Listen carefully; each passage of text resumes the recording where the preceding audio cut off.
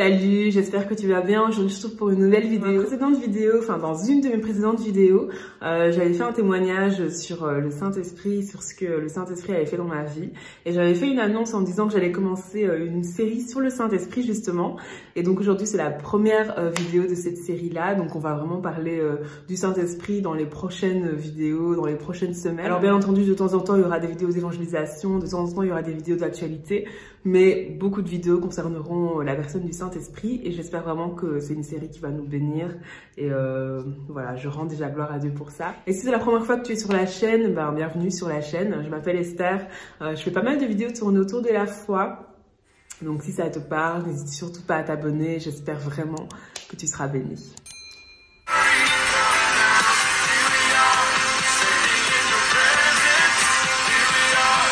Première vidéo concernant le Saint-Esprit, j'ai vraiment été amenée en fait à parler du livre des Actes. Alors le livre des Actes, c'est l'un des livres de la Bible. Moi personnellement, c'est l'un de mes livres préférés de la Bible. C'est le livre dans lequel j'ai passé le plus de temps. J'ai beaucoup étudié le livre des Actes, j'ai beaucoup lu, médité, relu, remédité, etc. C'est vraiment un livre où j'ai passé beaucoup de temps. C'est clairement l'un de mes livres préférés de la Bible en fait. Vraiment, c'est clairement l'un de mes livres préférés de la Bible. Et en fait, ce que j'aime beaucoup avec le livre des Actes, c'est que le Saint-Esprit rentre vraiment en action. Et pour moi, le livre des Actes, en fait, nous montre ce que Dieu veut qu'on puisse vivre avec le Saint-Esprit. Alors, le Saint-Esprit, c'est celui qui s'occupe des affaires de Dieu sur terre. Le Saint-Esprit, c'est celui qui vient en nous lorsqu'on décide de renoncer à sa vie et de suivre Jésus-Christ. Il vient habiter en nous et c'est lui qui s'occupe des affaires de Dieu sur terre. Donc, quand quelqu'un est délivré, quand quelqu'un est guéri, quand quelqu'un entend la voix de Dieu, quand quelqu'un vit quelque chose de merveilleux, quand quelqu'un ressent la présence de Dieu parce qu'on prie pour la personne, quand quelqu'un ressent du chaud dans son cœur, etc., c'est en fait le Saint-Esprit. Et ce que j'aime beaucoup avec le livre des Actes, c'est que pour moi, en fait, le livre des Actes, c'est un peu comme si c'était le livre qui posait un peu le standard de ce qu'on est censé vivre avec Dieu, en fait. C'est un peu le livre qui nous montre tout ce qu'on est capable de vivre avec Dieu, tout ce qu'on est capable de vivre avec le Saint-Esprit. Et pour moi, le livre des Actes, en fait, c'est comme si c'était un livre qui n'était pas vraiment terminé. Dans le livre des Actes, il y a la prophétie de Joël qui s'accomplit. La Bible nous dit ceci. Dans les derniers jours, dit Dieu, je répandrai de mon esprit sur toute chair. Vos fils et vos filles prophétiseront, vos jeunes gens auront des visions et vos vieillards auront des songes. Oui, sur mes serviteurs et sur mes servantes, dans ces jours-là, je répandrai de mon esprit et ils prophétiseront.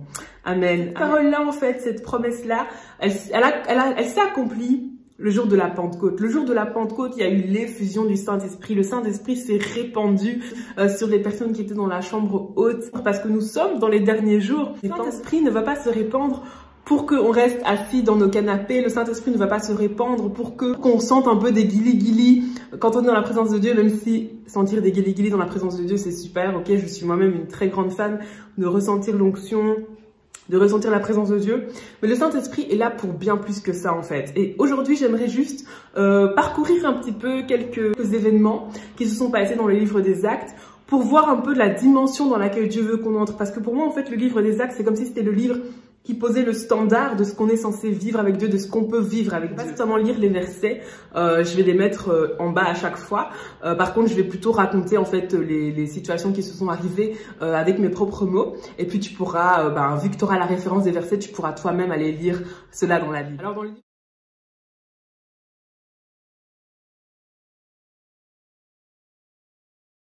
livre des Actes, on voit bien entendu les baptêmes du Saint-Esprit, notamment les personnes qui étaient dans la chambre haute, qui ont été baptisées du Saint-Esprit pour la première fois. Ils ont été remplis du Saint-Esprit et puis ils se sont mis à parler en langue. Et ça, c'est vraiment quelque chose de merveilleux. Et c'est quelque chose qu'on retrouve en fait tout au long du livre des Actes. On voit ça encore, par exemple, quand Paul va parler à ces personnes en leur demandant « Mais avez-vous été baptisés du Saint-Esprit ?» Il va imposer les mains, les personnes vont parler en langue. On voit ça vraiment tout au long du livre des Actes. On voit des personnes qui sont baptisées du Saint-Esprit.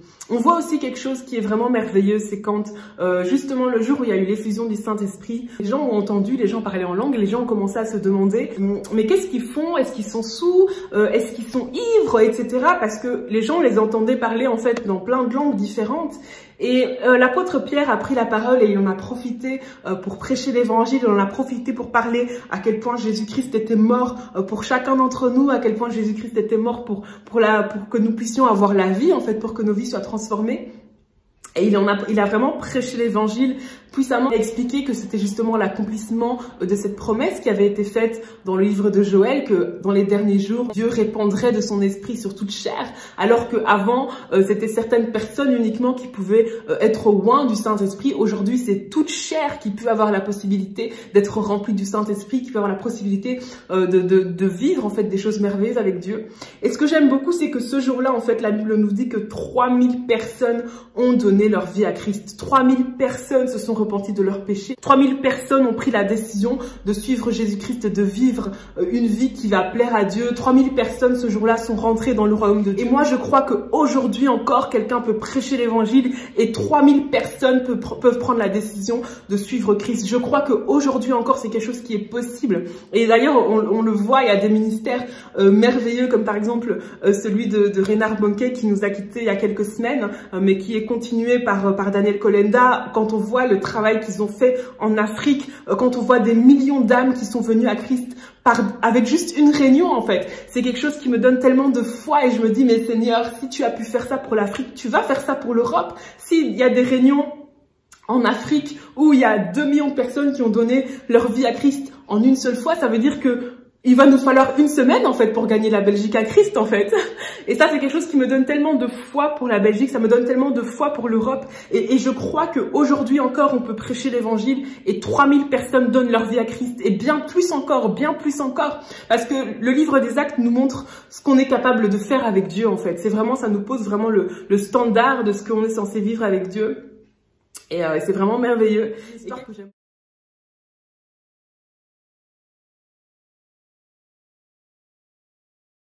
Histoire que j'aime beaucoup aussi dans les livres des Actes, il y avait cet homme en fait qui était quelqu'un qui mendiait, c'était quelqu'un qui était boiteux, quelqu'un qui était allongé devant le temple et 2 disciples se rendaient au temple, notamment l'apôtre Pierre.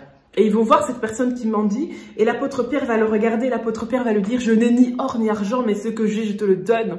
Et au nom de Jésus, lève-toi et marche. » Et il va prendre sa main, il va tirer sa main et tout d'un coup, la Bible dit que la jambe de cette personne-là va devenir ferme et la personne va tout d'un coup se mettre à marcher.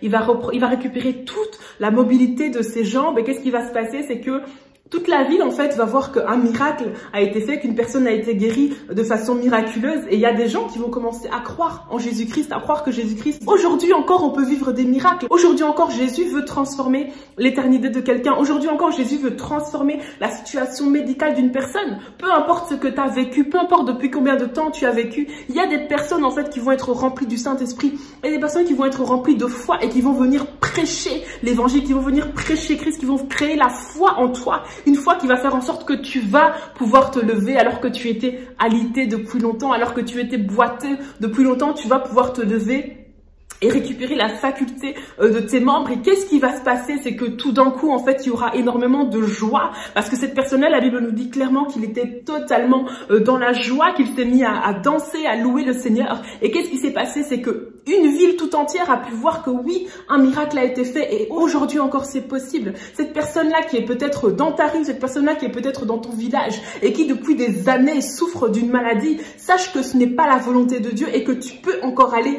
avec la puissance du Saint-Esprit, en étant rempli du Saint-Esprit, tu peux aller vers cette personne, tu peux lui prêcher Christ, tu peux faire en sorte que cette personne se lève par la puissance du Saint-Esprit, parce que ce sont des choses qui sont dans le livre des Actes et ce sont des choses que le Saint-Esprit veut encore faire aujourd'hui. Aujourd'hui encore, le Saint-Esprit veut se manifester puissamment dans les vies des gens par des guérisons. Aujourd'hui encore, le Saint-Esprit veut que des gens qui étaient alités, que des gens qui étaient infirmes puissent se lever et être totalement guéris et rendre toute la gloire à Dieu pour que le monde sache qu'il y a un Jésus-Christ qui est mort pour les maladies.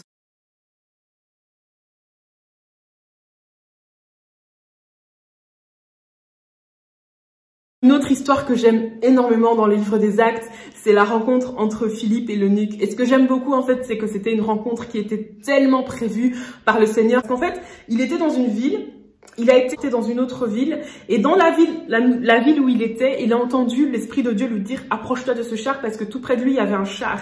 Et quand il s'est approché de ce char, en fait, il a vu un eunuque qui était en train de lire la parole de Dieu. Il a demandé à cet eunuque, mais est-ce que tu comprends ce que tu lis?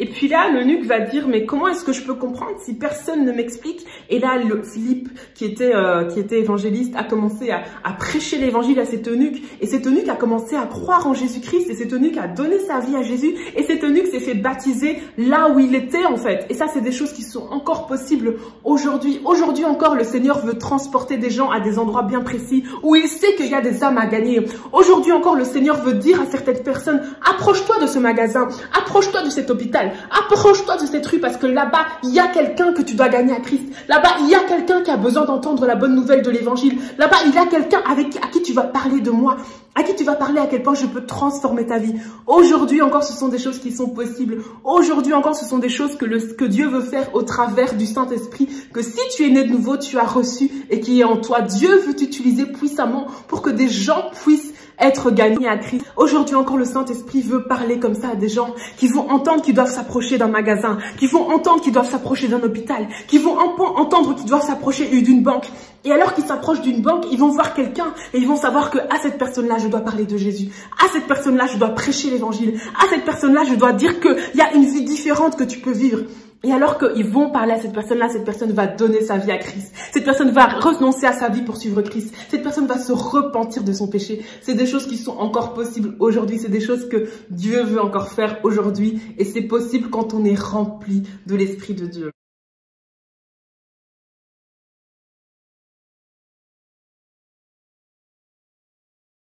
Une autre histoire que j'aime beaucoup dans le livre des Actes, c'est la rencontre entre Ananias et l'apôtre Paul.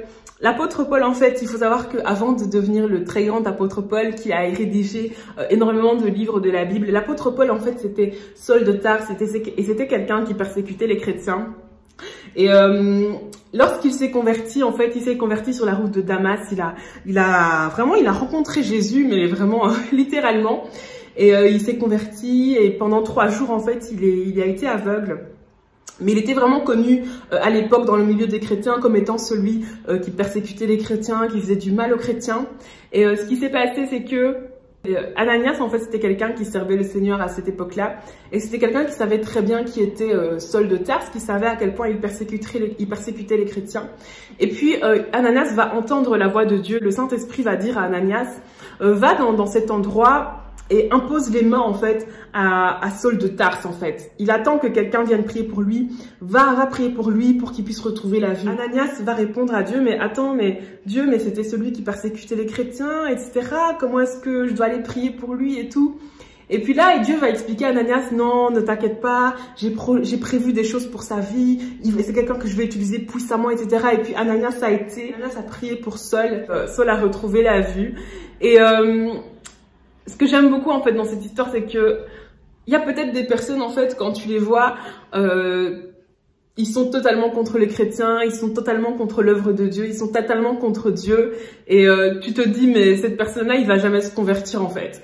Il va jamais se convertir, il va jamais être sauvé, mais on sert un Dieu de grâce, on sert un Dieu de miséricorde. Et Dieu peut sauver n'importe qui, en fait. Dieu peut rencontrer n'importe qui. Dieu peut faire en sorte que n'importe qui donne sa vie à Christ. Pourquoi? Parce que quand Jésus-Christ est mort à la croix, Jésus-Christ est mort pour chaque être humain. Et Dieu attend uniquement que quelqu'un se repente. Dieu n'attend qu'uniquement que quelqu'un s'humilie, en fait, et que quelqu'un renonce à sa vie pour suivre Christ. Que quelqu'un prenne la décision de croire en Jésus-Christ comme étant le Fils de Dieu. Et là, Dieu se fait un plaisir, en fait, de rencontrer cette personne. Et peu importe le passé de la personne, peu importe qui était cette personne avant de se convertir, Dieu a un projet pour sa vie. Dieu a un plan pour sa vie et Dieu va utiliser d'autres chrétiens. Dieu va utiliser d'autres personnes qui seront assez sensibles pour savoir que, ok, Dieu veut m'utiliser pour que j'aille prier pour cette personne. Dieu veut m'utiliser pour que j'aille proclamer sur la vie de cette personne. Parce que cette personne a une grande destinée. Parce que cette personne, Dieu a prévu tellement de choses pour sa vie. Parce que l'apôtre Paul, il est devenu quelqu'un qui a été utilisé puissamment par le Seigneur. Mais il a été utilisé puissamment par le Seigneur et quelqu'un a prié pour qu'il puisse recouvrer la vue.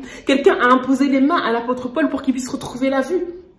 Et cette personne, c'était Ananias. Pourquoi? Parce que Ananias a su être sensible au Saint-Esprit.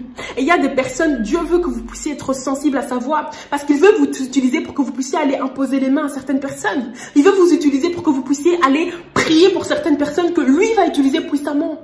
Dieu veut vous utiliser pour que vous puissiez changer les destinées des gens. Parce que l'apôtre Paul Paul n'aurait jamais été l'apôtre Paul s'il n'avait pas retrouvé la vue au travers des mains d'Ananias que Dieu a utilisées. Et il y a des mains que Dieu veut utiliser. Dieu veut utiliser tes mains pour que tu ailles transformer les destinées des gens. Dieu veut utiliser tes mains. Et c'est grâce à l'Esprit de Dieu qui est en toi que Dieu va pouvoir utiliser tes mains et transformer les vies des gens au travers de ta vie.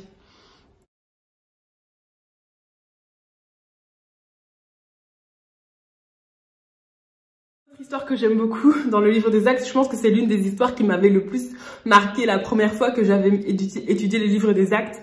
C'est un moment, en fait, on voit que l'apôtre Paul, en fait, va être mordu par une vipère et il va rien lui arriver, en fait. Et en fait, à ce moment-là, il est sur une île et ils ont rencontré des personnes qui sont des indigènes et quand, en fait, les personnes ont vu que l'apôtre Paul avait été mordu, ils se sont dit non, mais c'est sûr qu'il va mourir et tout, surtout qu'il venait juste de survivre à un naufrage, plus ou moins. Et donc, quand les gens ont vu qu'il s'était fait mordre par une vipère, ils se sont dit non, mais lui, franchement, qu'est-ce qu'il a fait dans sa vie? Genre, il a survécu à un naufrage, là, maintenant, il se fait mordre par une vipère. C'était un peu en mode, mais lui, il est maudit et tout, il a dû faire des choses horribles pour vivre tout ce qu'il est en train de vivre. Et après, quand ils ont vu qu'il n'était rien arrivé après qu'il a été mordu par la vipère, ils se sont dit non mais ce mec-là c'est un dieu en fait. Ils ont été admiratifs et ils se sont dit mais c'est un dieu, c'est incroyable, etc. Et ça c'est le genre de dimension dans lequel Dieu veut nous emmener en fait. Ça c'est le genre de dimension dans lequel Dieu veut emmener son peuple. Peut-être qu'il y a des virus qui sont en train de se répandre sur la terre, ok? Peut-être qu'il y a des serpents qui sont en train de traîner par-ci par-là. Peut-être qu'il y a des piqûres qui peuvent faire que quelqu'un va mourir. Mais parce que tu es enfant de Dieu, parce que l'Esprit de Dieu est en toi, parce que tu as reçu la vie éternelle, là où n'importe qui serait mort, là où n'importe qui serait maintenant malade, toi, tu vas survivre et tu seras un grand sujet de témoignage pour la gloire de Dieu. Voilà pourquoi la Bible nous dit que voici les miracles qui accompagneront ceux qui auront cru. En mon nom, ils chasseront les démons, ils parleront de nouvelles langues, ils saisiront des serpents. S'ils boivent quelques breuvages mortels, il ne leur fera point de mal. Ils imposeront les mains aux malades et les malades seront guéris. Peut-être que n'importe qui va boire ce poison-là va mourir. Mais toi, parce que tu as l'Esprit de Dieu en toi, parce que toi, tu es enfant de Dieu, il ne t'arrivera rien. Peut-être qu'au jour de nous, il y a des épidémies qui sont en train de causer des dégâts. Mais parce que nous sommes des enfants de Dieu, rien ne peut nous arriver. Pourquoi? Parce que nous avons l'Esprit de Dieu qui est en nous. Pourquoi? Parce que nous avons compris notre identité en Christ, que nous sommes au-dessus de tout nom, de toute puissance, de toute domination, de toute dignité. Voilà le standard de vie que le Saint-Esprit nous offre. Voilà le standard de vie auquel nous avons droit. Mais est-ce que tu as assez de foi pour te connecter à ce standard de vie? Est-ce que la foi que tu as te permet de croire que c'est vrai ce que la parole de Dieu dit? C'est vrai ce qu'il y a dans les livres des Actes. Voilà le standard de vie auquel j'ai droit. Voilà ce à quoi j'ai droit. Alors que tout le monde souffre d'une épidémie. Alors qu'il y a un virus qui se répand dans la ville. Alors qu'il y a un virus qui se répand dans le pays. Parce que moi je suis enfant de Dieu, ce virus ne peut pas m'atteindre. Parce que moi je suis enfant de Dieu, ce virus ne peut pas me toucher. Est-ce que tu as assez de foi pour te connecter à ce que dit la parole de Dieu et à accepter ton identité en Christ?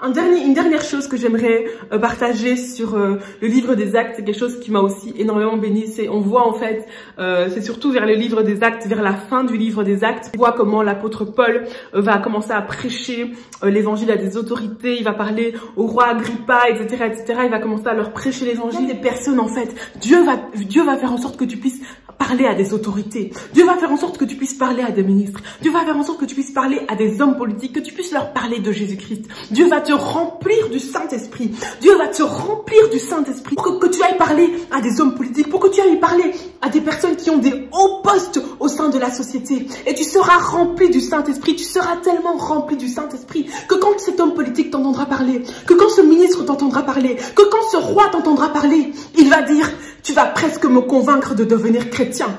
Tu vas presque me convaincre de devenir chrétien. Pourquoi? Parce que voilà le standard de vie que Dieu prévoit pour nous. Ce qu'il y a dans le livre des Actes, c'est le standard de vie auquel nous avons droit en tant que personnes remplies du Saint-Esprit, en tant que personnes guidées par le Saint-Esprit, en tant que personnes qui devons marcher sous la puissance du Saint-Esprit. Enfants de Dieu qui regardent cette vidéo, frères et sœurs en Christ qui regardent cette vidéo, est-ce que tu as assez de foi pour te connecter à ce que dit la parole de Dieu sur ta vie? Est-ce que tu as assez de foi pour te dire que ce que je suis en train de lire dans le livre des Actes, c'est ce que moi je peux vivre? Est-ce que tu as assez de foi pour ça? Pour croire que oui, Moi aussi, Dieu m'appelle à parler à des hommes politiques. Moi aussi, Dieu m'appelle à prêcher l'évangile à des foules. Pour que les gens soient la conviction de péché. Même si je bois quelques breuvages mortels, ça ne me fera pas de mal. Je sais cette personne que je vois depuis des années et qui est aveugle, je vais aller lui prêcher l'évangile. Je vais aller lui imposer les mains et cette personne sera guérie. Ces personnes qui veulent être baptisées du Saint-Esprit, je vais aller leur imposer les mains et ils vont se mettre à parler en d'autres langues. Enfant de Dieu qui regarde cette vidéo, est-ce que tu as assez de foi pour te connecter à ça? Est-ce que tu te dis quand tu lis le livre des Actes, moi aussi je peux vivre ces choses. Moi aussi je peux vivre ces choses. Moi aussi je peux rentrer dans cette dimension. Est-ce que tu es capable de voir ça comme étant ton partage? La Bible nous dit dans le livre de Jacques, Élie était un homme de la même nature que nous. Et juste pour continuer dans ce que Jacques a dit, j'aimerais dire l'apôtre Paul était un homme de la même nature que nous. L'apôtre Pierre était un homme de la même nature que nous. Ananias était un homme de la même nature que nous. Dieu ne cherche pas des grands prédicateurs. Dieu ne cherche pas des personnes qui ont fait beaucoup d'écoles de théologie. Dieu ne cherche pas des personnes qui savent parler. Dieu cherche juste des personnes qui sont prêtes à être remplies de son esprit. La Bible nous dit que Dieu cherche quelqu'un qui se tient à la brèche. Dieu dit, qui enverrai-je? Qui enverrai-je? Et Dieu cherche quelqu'un qui va dire, envoie-moi Seigneur. Envoie-moi Seigneur. Remplis-moi de ton esprit pour que j'aille dans les sphères dans lesquelles tu m'appelles. Remplis-moi de ton esprit pour que j'aille impacter cet homme qui est dans le coin de rue. Attends juste d'entendre parler de Jésus-Christ. Dieu cherche juste quelqu'un qui va dire, oui Seigneur, envoie-moi pour que j'aille parler aux hommes politiques. À quel point leur vie peut être transformée. À quel point les diplômes ne sauvent pas. À quel point la connaissance ne sauve pas. À quel point l'intelligence ne sauve pas. Mais qu'il n'y a qu'une seule chose qui sauve. C'est Jésus-Christ. Envoie-moi, Seigneur, pour que je puisse parler à cet homme qui est prêt à se suicider, pour que j'aille lui dire à quel point tu peux transformer sa vie. Envoie-moi, Seigneur, pour que j'aille parler à cette femme qui a le cancer, pour que j'aille lui dire à quel point tu peux transformer sa vie, pour que j'aille lui imposer les mains et qu'elle puisse être guérie. Dieu attend quelqu'un qui va dire, oui, Seigneur, envoie-moi pour que j'aille parler à cette classe d'enfants de 16 ans qui sont accros à la pornographie, qui sont accros aux drogues, qui sont accros à l'alcool. Envoie-moi, Seigneur, pour que j'aille leur prêcher l'évangile. Envoie-moi pour que je puisse leur dire à quel point tu peux transformer leur vie. Envoie-moi pour que je prie pour eux et qu'ils soient délivrés. Envoie-moi, Seigneur, pour qu'ils soient convaincus de péché, qu'ils donnent leur vie à Christ et qu'ils me demandent, mais qu'est-ce qu'on doit faire? Et que je puisse leur parler du baptême d'eau. Envoie-moi, Seigneur. Le livre des Actes n'est pas terminé, mon frère, ma sœur.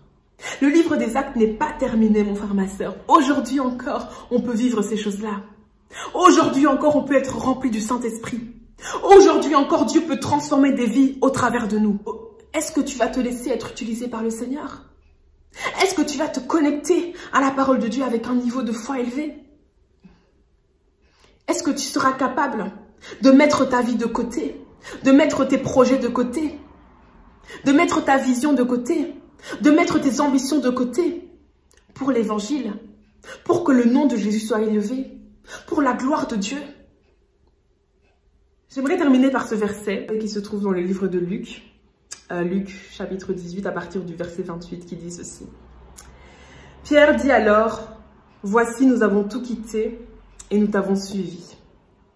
Et Jésus leur dit, je vous le dis en vérité, il n'est personne qui ayant quitté à cause du royaume de Dieu, sa maison ou sa femme ou ses frères ou ses parents ou ses enfants, ne reçoivent beaucoup plus dans ce siècle et dans le siècle à venir la vie éternelle. Et dans un autre évangile, en fait, par rapport à cette même discussion, la Bible nous dit que la personne qui a quitté son frère, sa mère, ses sœurs, ses terres, etc. va recevoir au centuple. La Bible nous dit que si le grain de blé qui est tombé en terre ne meurt, il reste seul, mais s'il meurt, il porte beaucoup de fruits. Les personnes qui ont vu leur vie transformée dans le livre des Actes, au travers des mains des apôtres, au travers des disciples de Jésus, ce sont des personnes qui aujourd'hui sont sur nos lieux de travail, qui aujourd'hui sont dans nos gares, qui aujourd'hui sont dans nos immeubles, qui aujourd'hui sont dans nos familles. Ce sont des personnes qui, eux aussi, ont besoin de voir leur vie être transformée par Jésus-Christ. Et Jésus-Christ va le faire au travers des personnes qui décident de mettre leur vie de côté, de mettre leurs ambitions de côté, de mettre leurs projets de côté de mettre leur ego de côté, de mettre leur orgueil de côté et d'être remplis de l'Esprit de Dieu pour aller être utilisés par Dieu et transformer des vies par l'Esprit de Dieu. Impacter des vies par l'Esprit de Dieu. Que tu puisses vraiment voir le livre des Actes comme étant un livre qui pose le standard de la vie chrétienne. Le livre des Actes nous montre le standard de ce que nous pouvons vivre avec le Saint-Esprit. Je vais rapidement prier avant de terminer cette vidéo. J'ai vraiment à cœur de prier. Seigneur, je te remercie vraiment pour ce partage. Seigneur, je te remercie pour ce que tu as déposé en nous aujourd'hui au travers de ta parole. Seigneur, que ces choses pénètrent en nous.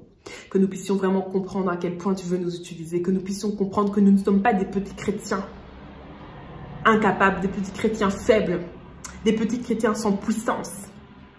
Ta parole dit, Seigneur, ce n'est pas par pouvoir, ce n'est pas par puissance, c'est par ton esprit. Seigneur, c'est par ton esprit que nous pouvons voir nos vies transformées. Seigneur, c'est par ton esprit que nous pouvons voir des villes transformées. Seigneur, c'est par ton esprit que nous pouvons voir des quartiers transformés. Seigneur, c'est par ton esprit que nous pouvons voir nos familles transformées. Seigneur, c'est par ton esprit que nous pouvons voir nos lieux de travail transformés. Que ces choses pénètrent en nous. Frères et sœurs qui regardent cette vidéo, que ces choses pénètrent en toi dans le nom de Jésus-Christ. Que tu puisses comprendre combien au travers de l'Esprit de Dieu qui est en toi, depuis que tu as pris la décision de croire en Jésus-Christ comme étant le Seigneur et le Sauveur de ta vie, depuis que tu as pris la décision de renoncer à ta vie pour suivre Christ, sache que c'est par l'Esprit de Dieu qui est en toi que Dieu va pouvoir transformer les vies des personnes qui sont autour de toi. Que tu puisses prendre conscience de ça dans le nom de Jésus. Amen, amen, amen, amen. Amen. Amen. Voilà, c'était la première vidéo de la série sur le Saint-Esprit. Vraiment que la volonté de Dieu soit faite au travers de cette série, que la volonté de Dieu soit faite dans nos vies. Vraiment que le Seigneur continue de nous parler, continue de nous montrer à quel point il veut nous utiliser. Et vraiment, je rends gloire à Dieu pour ça. Alors la prochaine vidéo, ce sera une vidéo d'actualité. Elle sortira certainement samedi. Ça va concerner un petit récapitulatif de l'actualité du mois de janvier 2020, avec à la fin un petit mot d'encouragement et un moment de prière. Parce qu'il s'est passé beaucoup de choses durant le mois de janvier, franchement. Pour un début d'année, il s'est vraiment passé beaucoup de choses et j'ai vraiment eu ce fardeau-là à cœur de faire une vidéo d'actualité, de vraiment prendre un temps de prière à la fin. J'ai fait un sondage sur Instagram, un sondage sur YouTube et vraiment ce que je ressentais dans mon cœur s'est un peu confirmé au travers des réponses que j'ai pu recevoir. Donc voilà, donc je suis en train de préparer cette vidéo qui sortira donc samedi. Et puis la vidéo d'après, ça concernera justement la suite de cette série sur le Saint-Esprit. On va analyser un verset. Je dis pas encore le verset que c'est, ce sera une surprise pour la vidéo en question. En tout cas, voilà, j'espère que cette vidéo t'a plu, que cette vidéo t'a béni. Vraiment, n'oublie pas que tu as de la valeur, n'oublie pas que Dieu veut puissamment t'utiliser, n'oublie pas que le Saint-Esprit qui est en toi est très très puissant. Et il veut pouvoir t'utiliser puissamment. Donc voilà, je te remercie d'avoir suivi cette vidéo jusqu'au bout. Si cette vidéo t'a plu, n'hésite surtout pas à liker, à commenter. Si tu veux la partager aussi, n'hésite pas. Et si tu n'es pas encore abonné à la chaîne, je t'encourage vraiment à t'abonner à la chaîne et à rejoindre la famille. Et voilà, merci d'avoir suivi cette vidéo jusqu'au bout. Je te souhaite une très bonne soirée ou une très bonne journée en fonction du moment où tu me regardes. Et voilà, à très bientôt et plein de bonnes choses.